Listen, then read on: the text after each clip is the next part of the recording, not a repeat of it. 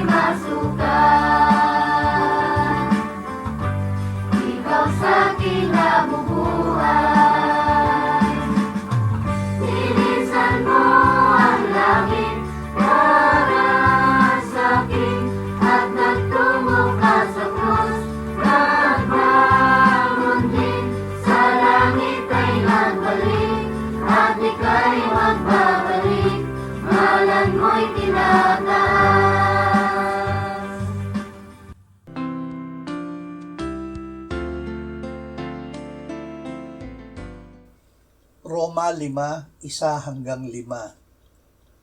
Yamang tayo'y inaring ganap sa pamamagitan ng pananampalataya. Mayroon tayong kapayapaan sa Diyos sa pamamagitan ng ating Panginoong Hesukristo. Sa pamamagitan niya ay nakalapit tayo sa biyayang ito na ating pinaninindigan at nagagalak tayo sa pag-asa ng kaluwalhatian ng Diyos. At hindi lamang gayon, kundi nagagalak rin tayo sa ating mga kapighatian, sa pagkaalam na ang kapighatian ay nagbubunga ng pagtitiis, at ang pagtitiis ng pagpapatibay, at ang pagpapatibay ng pag-asa. At hindi tayo binibigo ng pag-asa, sapagkat ang pag-ibig ng Diyos ay ibinuho sa ating mga puso sa pamamagitan ng Espiritu Santo na ibinigay sa atin. Hindi binibigo ng pag-asa.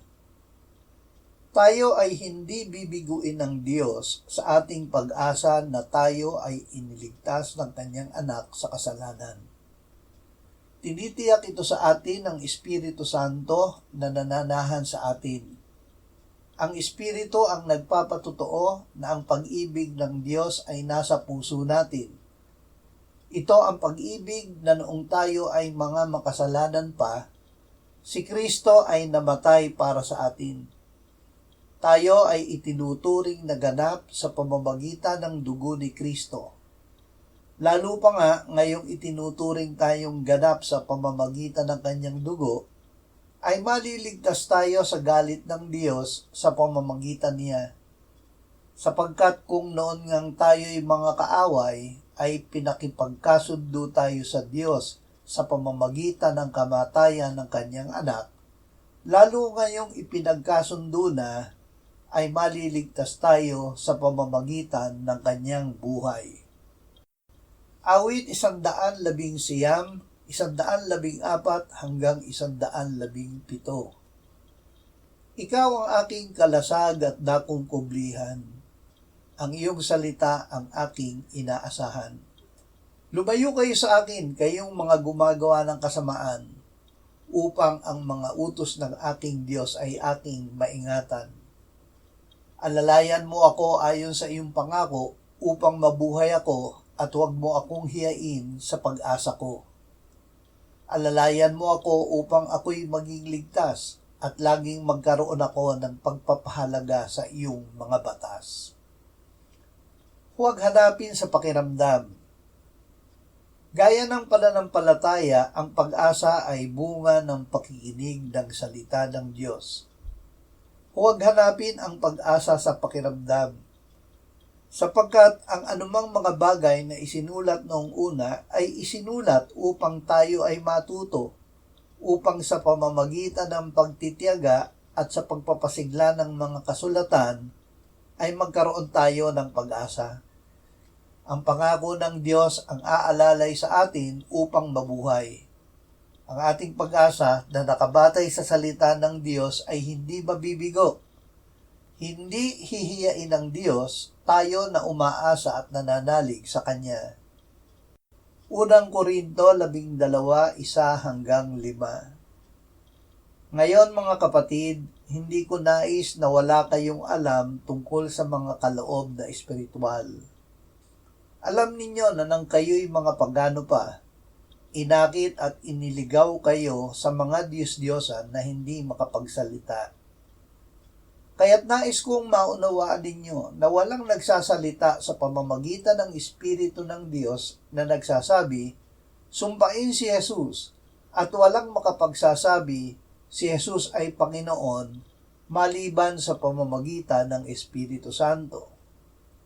May iba't ibang uri ng mga kaloob, subalit iisang Espiritu. At may iba't ibang uri ng paglilingkod, subalit iisang Panginoon. May iba't ibang uri ng gawain, subalit iisang Diyos na gumagawa ng lahat ng mga bagay sa lahat. Ang Espiritu Santo ang gumagawa.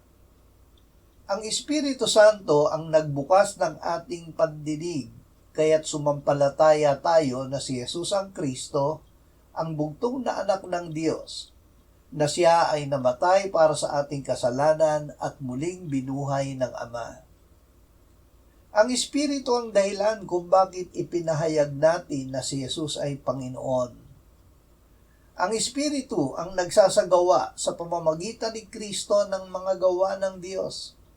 Siya ang nagbibigay sa atin ng kalooban at kakayahan na magawa ang nakalulugod sa Diyos.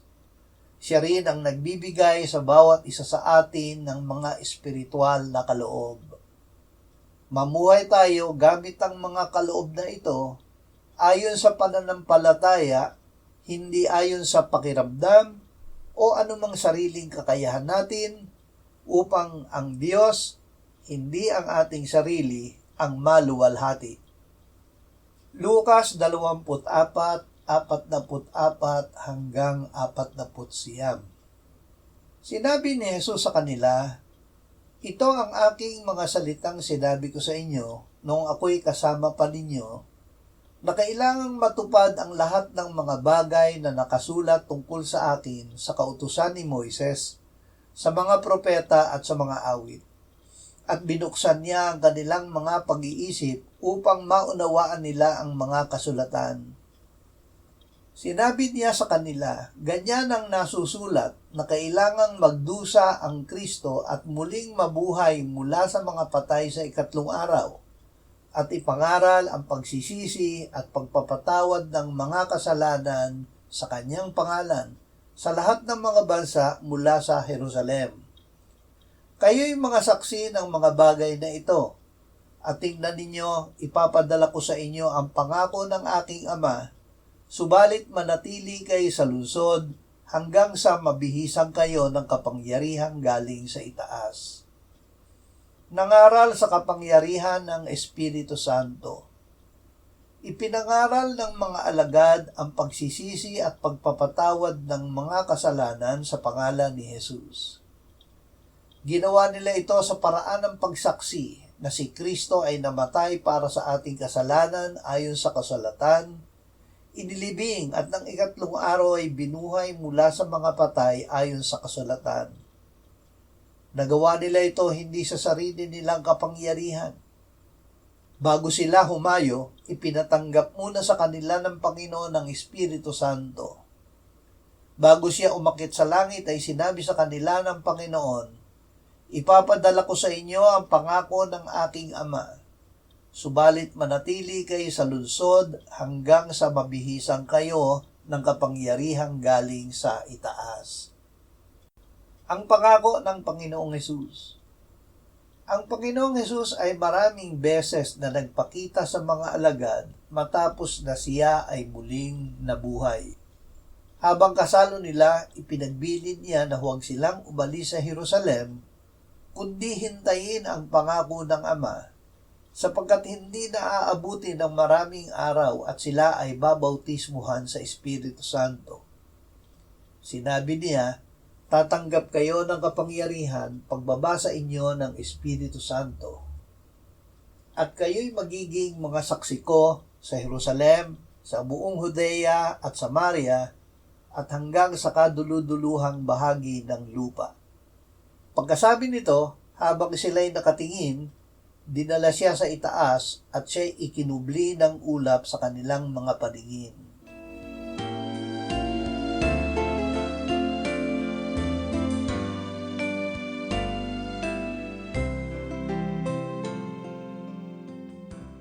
Manalangin tayo.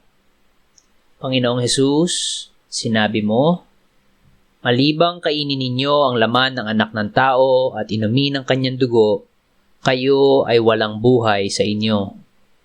Ang sino mang kumakain ng aking laman at umiinom ng aking dugo ay may buhay na walang hanggan, at akin siyang muling bubuhayin sa huling araw. Sapagkat ang aking laman ay tunay na pagkain at ang aking dugo ay tunay na inumin. Siya na kumakain ng aking laman at umiinom ng aking dugo ay nananahan sa akin at ako sa kanya. Kung paanong buhay ang Ama na nagsugo sa akin at ako ay nabubuhay sa pamamagitan ng Ama, gayon din siya na kumakain sa akin, siya man ay mabubuhay sa pamamagitan ko. Panginoong Hesus, aming tagapagligtas, tinatanggap ka namin sa oras na ito bilang aming tinapay ng buhay. Tinatanggap namin ang iyong katawan na ipinako sa krus, namatay, inilibing, binuhay na muli, at iniakyat ng Ama sa kanyang kanan sa langit bilang aming tunay na pagkain. Tinatanggap namin ang iyong dugo na nabuhos sa ikapagpapatawad ng aming kasalanan bilang aming tunay na inumin. Manahan at mabuhay ka sa amin upang kami ay mamuhay sa pamamagitan mo kung paanong ikaw ay namuhay sa pamamagitan ng Ama. Salamat, Ama, sapagkat dahil kay Kristo, kami ngayon ay nakapamumuhay kasama mo kaisa ng Espiritu Santo. Sa iyo ang lahat ng kaluwalhatian, ngayon at magpakailanman. Amen.